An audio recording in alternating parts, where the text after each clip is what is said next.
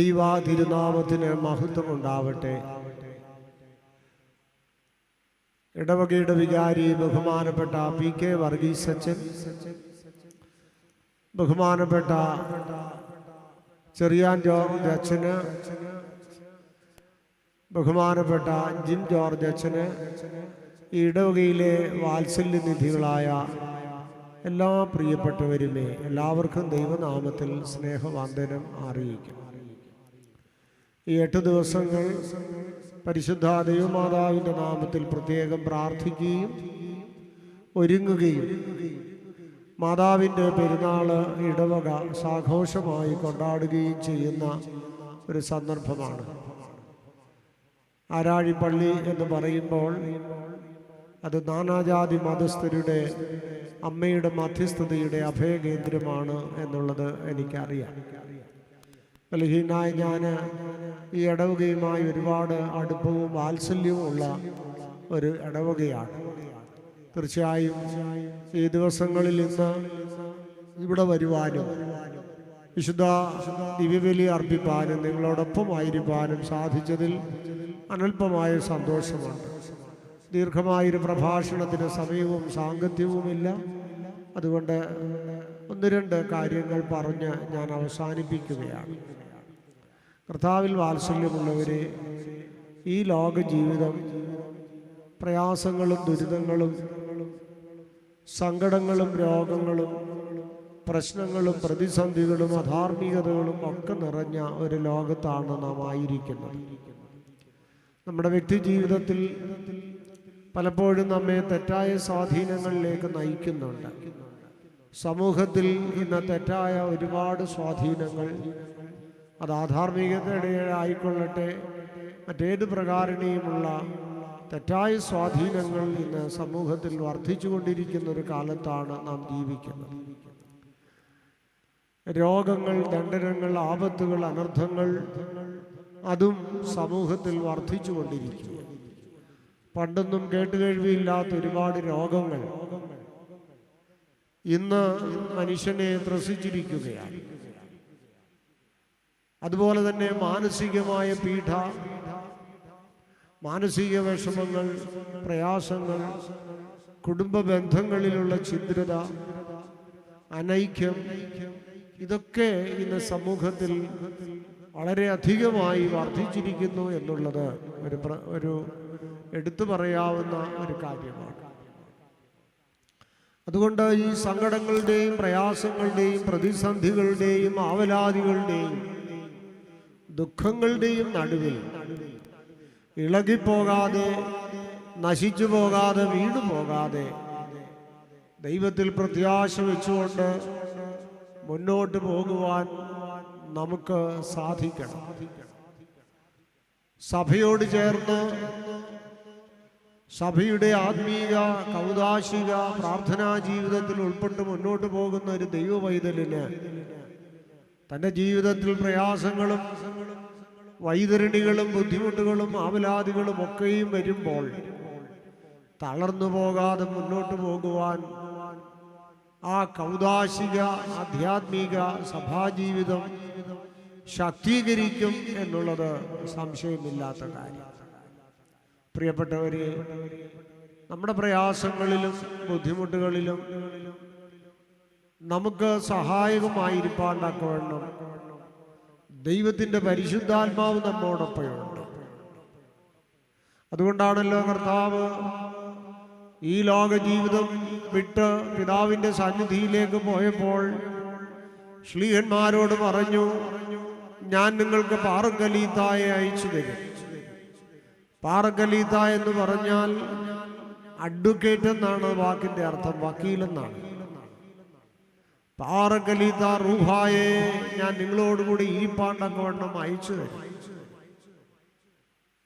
ഒരു അഡ്വക്കേറ്റിന്റെ ജോലി എന്ന് പറയുന്നത് തൻ്റെ കക്ഷിക്ക് വേണ്ടി ആ കക്ഷിയെ ശക്തീകരിക്കുവാനും കൂടെ നിൽക്കുവാനും ആ കക്ഷിയുടെ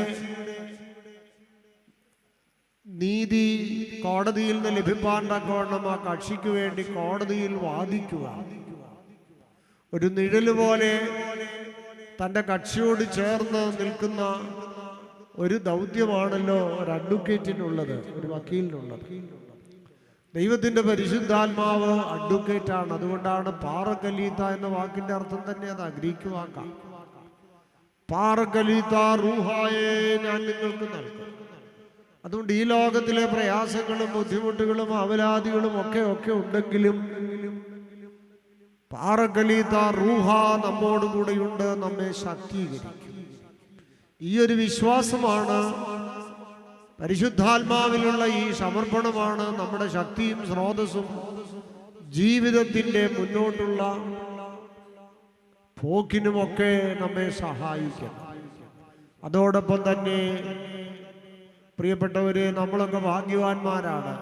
കാരണം നമുക്ക് വേണ്ടി പ്രാർത്ഥിപ്പാൻ, നമുക്ക് വേണ്ടി ദൈവസന്നിധിയിൽ മധ്യസ്ഥത അണയ്ക്കുവാൻ, നമ്മുടെ ആവലാതിയും വിഷമവും ഒക്കെ കണ്ടു മനസ്സിലാക്കി ദൈവത്തോട് പ്രാർത്ഥിപ്പാൻ ദൈവത്തിൻ്റെ അമ്മ ദൈവമാതാവ് നമുക്കുണ്ട്. കാനാവിലെ കല്യാണ വിരുന്നിൽ ആ ഭവനത്തിലെ പ്രയാസം, കുറവ് മനസ്സിലാക്കി സ്വയം പുത്രനോട് ആ വീട്ടുകാർക്ക് വേണ്ടി അപേക്ഷിക്കുന്ന അമ്മയെ നമുക്കറിയാം. കർത്താവ് ക്രൂശിന്റെ ചുവട്ടിൽ വെച്ച് സഭയുടെ പ്രതീകമായിരുന്ന യോഹന്നാനോട് പറഞ്ഞു, ഇതാ നിന്റെ അമ്മ. യോഹന്നാൻ സഭയുടെ പ്രതീകമാണ്.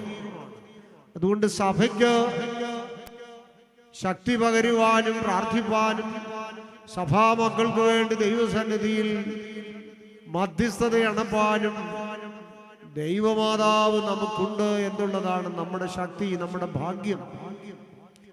ദൈവമാതാവ് മാത്രമല്ല, പരിശുദ്ധ ശ്ലീഹന്മാർ കഴുത്തുകളിൽ നിന്ന് രക്തമൊഴുകി ക്രിസ്തുവിന് വേണ്ടി സാക്ഷികളായിട്ടുള്ള അനേക സ്ത്രീ പുരുഷന്മാർ, സഹോദരന്മാർ നമുക്കുണ്ട്. സഹോദരന്മാരോട് ചേർന്ന് നിബിയന്മാര്, പൂർവിക പിതാക്കന്മാര്, വിശുദ്ധന്മാരായി ഈ ലോകത്തിൽ ജീവിച്ച് കടന്നുപോയ നമ്മുടെ പിതാക്കന്മാര്, ഇവരൊക്കെയും നമുക്ക് വേണ്ടി പ്രാർത്ഥിപ്പാനുണ്ട്. നമ്മൾ എത്ര ഭാഗ്യം ചെയ്തവരാണെന്ന് നമ്മൾ ഓർക്കണം. പലപ്പോഴും വി ഫീൽ ഐസൊലേറ്റഡ്. നമുക്ക് പ്രയാസവും ദുഃഖവും പ്രയാസവും വരും, നമ്മൾ ഓർക്കും, അയ്യോ ആരുമില്ല ഞങ്ങളുടെ കൂടെ, വി ആർ എലോൺ. അപ്പോ നമ്മുടെ ആ വിഷമവും പ്രയാസവും ഒക്കെ നമ്മുടെ മൾട്ടിപ്ലൈ ചെയ്യും. എന്നാൽ നമ്മുടെ ജീവിതത്തിൽ എപ്പോഴും ഓർക്കേണ്ടത്, ഏത് പ്രതിസന്ധി വരട്ടെ, ഏത് പ്രയാസം വരട്ടെ, ഏത് രോഗം വരട്ടെ, എൻ്റെ കൂടെ എന്നെ ശക്തീകരിക്കുവാൻ ദൈവത്തിൻ്റെ പരിശുദ്ധാത്മാവുണ്ട്. പരിശുദ്ധാത്മാവിനോട് ചേർന്ന് ദൈവത്തിൻ്റെ അമ്മ നമ്മുടെ കൂടെയുണ്ട്. ഈ ശ്ലീഹന്മാരും സഹോദരന്മാരും പിതാക്കന്മാരുമായ വലിയ സംഘം നമ്മോടൊപ്പമുണ്ട്. അതാണ് നമ്മുടെ സന്തോഷം, അതാണ് നമ്മുടെ ശക്തി, അതാണ് നമ്മുടെ സ്രോതസ് എന്നുള്ളത്. അതുകൊണ്ടാണല്ലോ എബ്രായ ലേഖനത്തിൽ കാണുന്നത്, ആകയാൽ സാക്ഷികളുടെ ഇത്ര വലിയ സമൂഹം നമുക്ക് ചുറ്റും നിൽക്കുന്നത് കൊണ്ട് സകല ഭാരവും മുറുകെ പറ്റുന്ന പാപവും വിട്ട് നമുക്ക് മുമ്പിൽ വെച്ചിരിക്കുന്ന ഓട്ടം സ്ഥിരതയോടെ ഓടുക.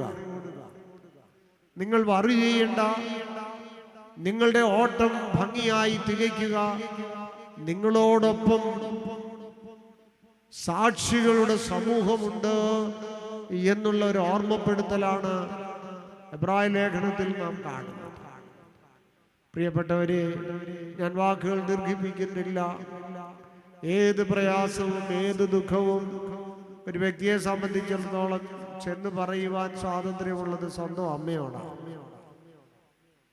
വേറെ മറ്റുള്ളവരോട് നമ്മുടെ പ്രയാസം പറയാൻ നമുക്ക് ചില പരിമിതികളുണ്ട്, ചില ബുദ്ധിമുട്ടുകളുണ്ട്.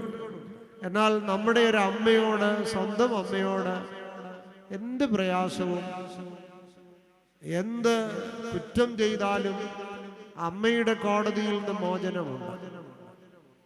അതുകൊണ്ട് ദൈവമാതാവിൻ്റെ സന്നിധി അണഞ്ഞ്, മാതാവേ, പ്രയാസവും ദുഃഖവും വിഷമവും ഒക്കെ അനുഭവിക്കുന്ന ഞങ്ങൾക്ക് വേണ്ടി, ഞങ്ങളുടെ ദേശത്തിന് വേണ്ടി, നാനാജാതി മതസ്ഥർക്ക് വേണ്ടി, ഇടവകയ്ക്ക് വേണ്ടി, വ്യക്തിജീവിതങ്ങൾക്ക് വേണ്ടി പ്രാർത്ഥിക്കണമേ എന്ന് ഈ ദിവസങ്ങളിൽ നമുക്ക് അഭ്യർത്ഥിക്കാം.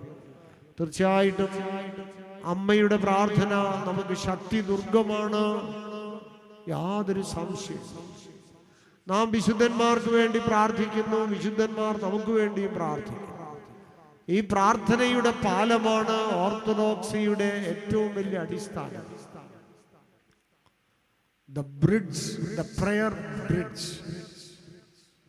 വിശുദ്ധന്മാരുടെ പ്രാർത്ഥനയും നമ്മുടെ പ്രാർത്ഥനയും ഇതൊരു പാലമാണ്. അതുകൊണ്ട് ദൈവമാതാവിന് വേണ്ടിയും വിശുദ്ധന്മാർക്ക് വേണ്ടിയും നാം പ്രാർത്ഥിക്കണം. വിശുദ്ധന്മാരും ദൈവമാതാവും നമുക്ക് വേണ്ടി പ്രാർത്ഥിക്കണം. ഈ പ്രാർത്ഥനയുടെ പാലത്തിൽ, ഈ പ്രാർത്ഥനയുടെ ദുർഗത്തിൽ പ്രവേശിക്കുവാനും ശക്തിയും സമാധാനവും ശാന്തിയും ലഭിക്കാനും ദൈവമാതാവിൻ്റെ ഈ പെരുന്നാളും അമ്മയുടെ മധ്യസ്ഥതയും നമുക്ക് കാവലും കോട്ടയുമായിരിക്കട്ടെ എന്ന് പ്രാർത്ഥിച്ചുകൊണ്ട് ഞാൻ വാക്കുകൾ ഉപസംഹരിക്കുന്നു. ദൈവം വലതൃക്കരം നീട്ടി നമ്മെ വാഴ്ത്തി അനുഗ്രഹിക്കട്ടെ. ചാർത്തും നീതിയ നിന്നാചാര്യന്മാരും മഹിമ